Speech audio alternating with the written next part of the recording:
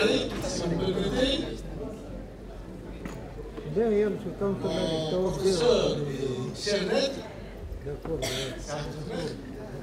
chers confrères, chers consoeurs, mesdames, messieurs, chers collègues, donc nous entamons les travaux de notre atelier. Je préfère utiliser le terme atelier beaucoup plus collaboratoire et médical. Donc, on peut rester dans les workshops, les ateliers qui a pour thème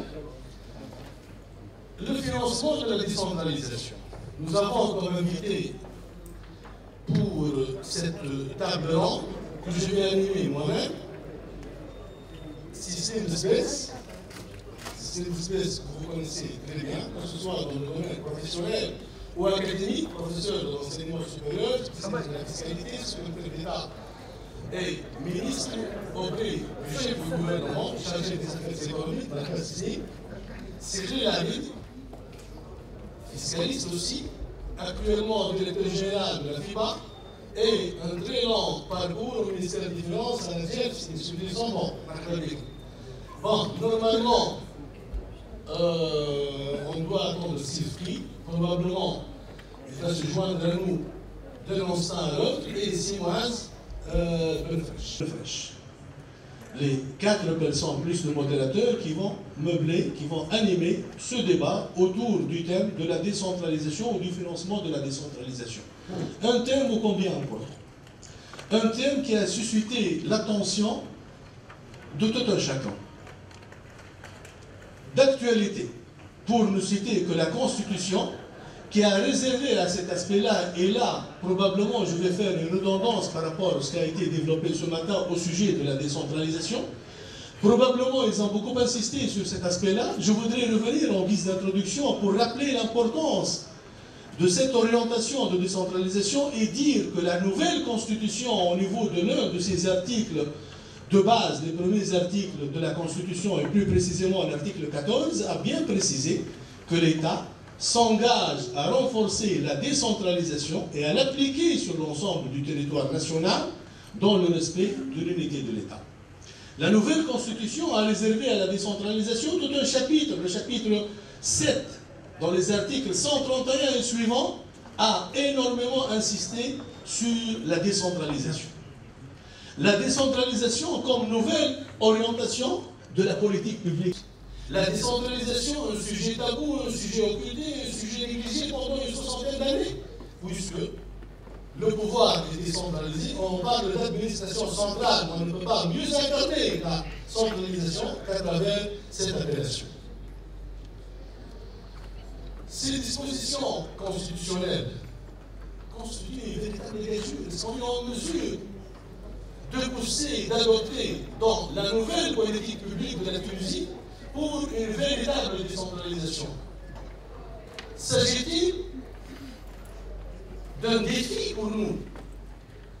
Parce que les services sont centralisés, les décisions sont centralisées, on parle d'administration centrale, les pouvoirs sont centralisés. D'ailleurs, à travers un petit tour d'horizon très rapide de l'état des lieux des collectivités locales, ça va mettre en évidence les grandes difficultés pour la mise en œuvre de ce processus de la nouvelle politique publique de décentralisation. Est-ce qu'on est outillé aujourd'hui?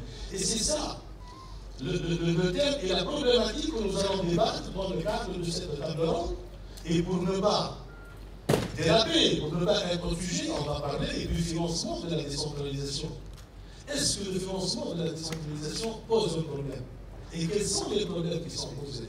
Je vais commencer, je vais laisser la parole à nos intervenants et aux panélistes, mais je vais commencer un tout petit peu par introduire le sujet pour mettre en évidence les difficultés rencontrées. Le financement est assuré aujourd'hui par les taxes au profit des collectivités locales. Les taxes au profit des collectivités locales ont le plus faible rendement de tous les impôts et taxes perçus. C'est le plus faible rendement. Et les taxes au profit des collectivités locales, ce sont les taxes qui sont le plus fraudées et qui présentent le taux de différence le plus élevé. Et c'est pour cette raison que ces taxes ont fait l'objet de plusieurs amnisties répétées et successives. Autre constat, l'indicateur de développement régional. Pour les 24 gouvernorats de la Tunisie, nous avons 11 gouvernorats qui ont un indicateur de développement régional inférieur à 0,5. Pour certains gouvernorats,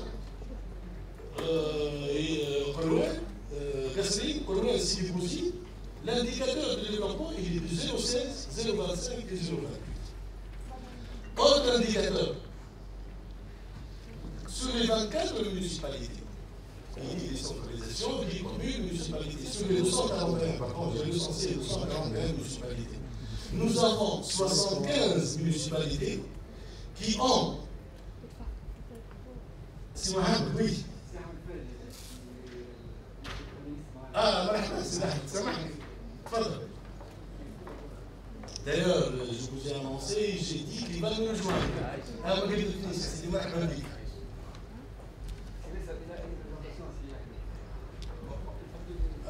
Juste, je vais introduire un petit peu le sujet. Bien sûr, on va passer au débat avec les différentes présentations. Juste, je voudrais introduire le sujet pour mettre en évidence l'importance du financement. J'étais au niveau, je parlais des municipalités et du budget des municipalités. Les 241 municipalités. Sur les 241 municipalités que j'ai recensées, parce que je n'ai pas recensé toutes les municipalités, j'ai essayé de recenser 241. 75 municipalités ont un budget inférieur à 1 million de dinars. 75 municipalités qui ont un budget inférieur à 1 million de dinars. Et mieux encore, le rapport budget par habitant. Le rapport budget par habitant va de 1 à 15.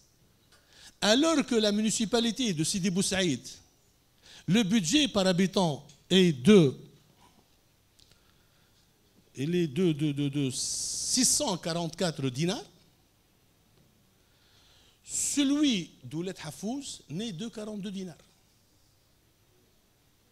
Budget total sur nombre d'habitants. Sidi Bou Saïd, 644 dinars. Oulet Hafouz, 42 989. C'est-à-dire 15 fois. Vous allez peut-être me dire, oui, mais c'est tout à fait normal. C'est parce que la zone côtière et les zones de l'intérieur, c'est toujours ça. Ce n'est pas ça. Parce qu'à 20 km de Sidi Bou Saïd, il y a une municipalité dont le budget est de 48 dinars, de Warhishr. De Warhishr, Sidi Bou Saïd, c'est 20 km. Donc, ce constat n'est pas en rapport avec l'implantation géographique, c'est pour mettre en évidence les difficultés qu'ont nos municipalités et nos collectivités locales pour assurer le financement de leur action. Que faut-il faire? Et puis, en moyenne, bon, certainement, moi j'ai préparé ça à Tunis, vous allez peut-être me dire, je vais vous dire l'Aïn ou Shahia, c'est normal, je suis à Sfax, je ne peux pas ne pas parler de Saqit al-Zayd, de Aïn et de Shahia. Shahia, c'est 90 dinars, l'Aïn, c'est 71 dinars, par habitant. C'est des faibles budgets. C'est de très faibles budgets. À l'intérieur, c'est la même chose. 12, c'est 52 dinars. Sur la Hat, 43 dinars. Meknes, c'est 76 dinars. Maintenant, quelques municipalités, nous avons plus que 25% des municipalités ont un budget inférieur à 100 dinars par habitant. Que va-t-il permettre ce budget-là?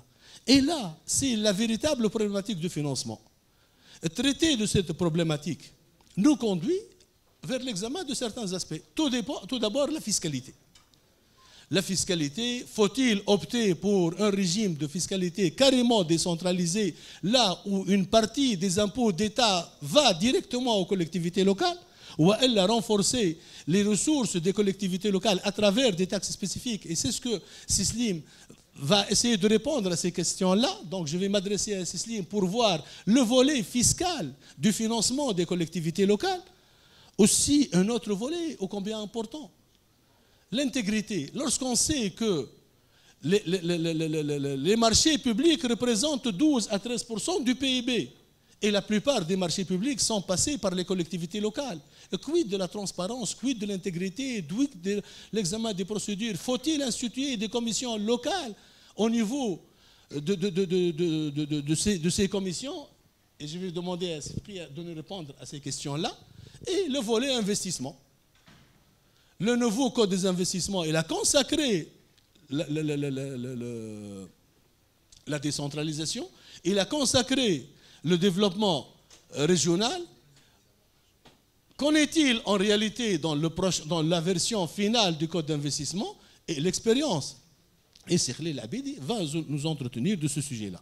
Donc je vais commencer, pour ne pas être trop long, pour ne pas accaparer la parole, je vais commencer par le volet fiscalité.